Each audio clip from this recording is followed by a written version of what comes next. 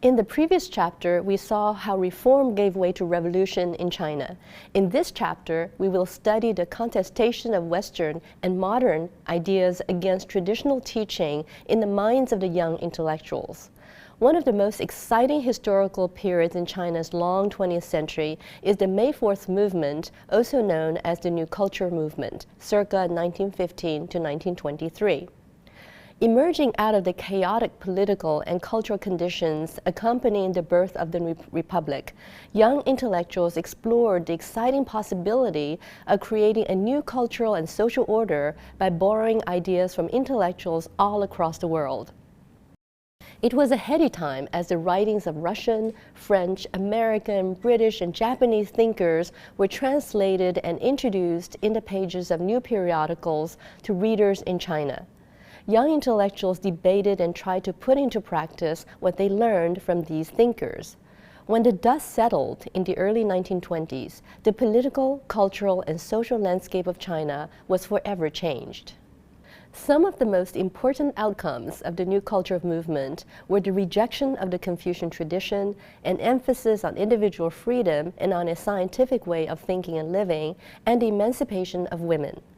The written language was changed from the classical format to a colloquial one. The New Culture movement also foresaw the divergence of political affiliations among the leading intellectuals of the time, with those who placed faith in Western democracy pitted against those who believed in Marxism and communism. Most of these debates took place in the pages of New Youth, also titled La Jeunesse, a journal edited by Chen Dushou, who also founded the Chinese Communist Party at this time. America's influence was palpable in these debates, especially in the field of literature. As a student of John Dewey, Hu Shi, siding with the liberal and iconoclastic New Culture movement, was pitted against a student of Irving Babbitt, Mei Guangdi, who opposed the destruction of classical tradition. It was a battle between the Chinese interpreter of pragmatism versus the Chinese interpreter of new humanism. Interestingly, both Hu Shi and Mei Guangdi came from the same province of Anhui, and both received scholarships to study in the U.S. from the American-initiated Boxer Indemnity Scholarship Program. The scholarship was funded by the roughly 10 million silver dollars that the U.S. received in the aftermath of the Boxer Rebellion, and which President Roosevelt returned to China in 1908 for educational use. In 1916, as a PhD student at Columbia University and an advocate of Deweyan theory of pragmatism, Hu Shi submitted an essay to New Youth with 8 suggestions to save Chinese literature from decadence and superfluity.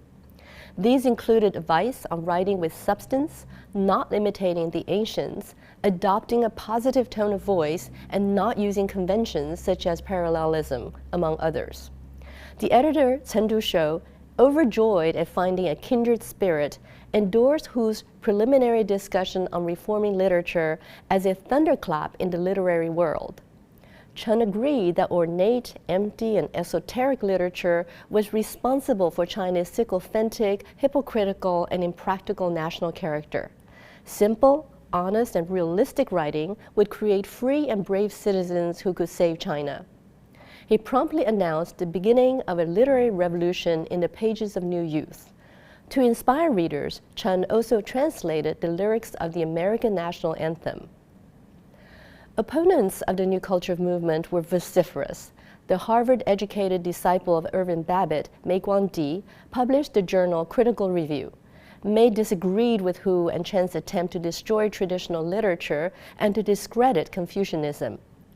Developing from Babbitt's theory of new humanism, Mei wanted to advocate a new Confucianism relevant for the times.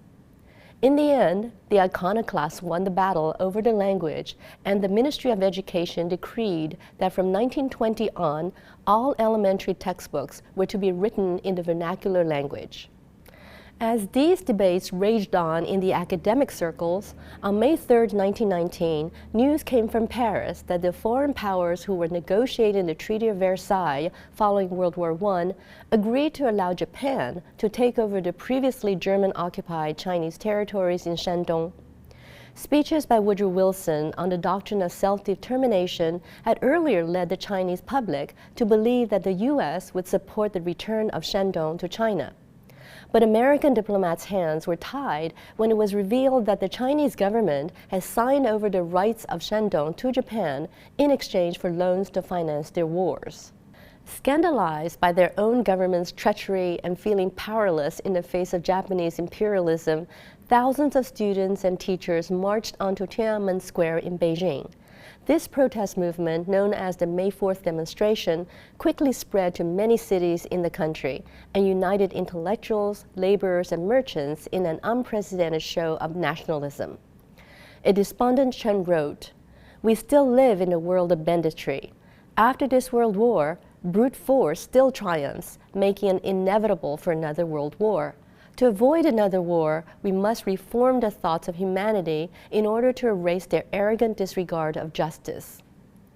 This marked a turning point for intellectuals such as Chen to reject Western democracy and to embrace Marxism. In 1920, with the help of an agent from the Communist International, Grigory Voitinsky, Chen created a Marxism Studies Society in Shanghai. By the summer, Chen had established the first cell of the Chinese Communist Party.